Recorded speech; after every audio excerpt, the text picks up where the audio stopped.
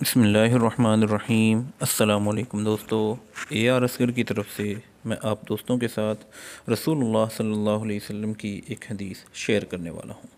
امت کے متعلق رسول کریم صلی اللہ علیہ وسلم کی کون سی دعا قبول نہ ہوئی؟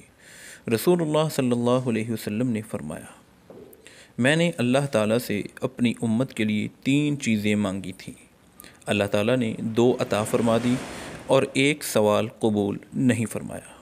نمبر 1، میں نے یہ مانگا تھا کہ میری امت پر بیرونی دشمن مسلط نہ ہو، اللہ نے مجھے یہ چیز عطا فرما دی۔ نمبر 2، میں نے اللہ تعالیٰ سے یہ درخواست کی تھی کہ انہیں غرق کر کے ہلاک نہ کرے، اللہ نے مجھے یہ چیز بھی عطا فرما دی۔ نمبر 3، میں نے اللہ تعالیٰ سے سوال کیا کہ امت میں خانہ جنگی نہ ہو، اللہ تعالیٰ نے میری یہ درخواست قبول نہ فرمائی۔ یہ حدیث سنن ابن ماجہ میں 3951 نمبر پر ہے۔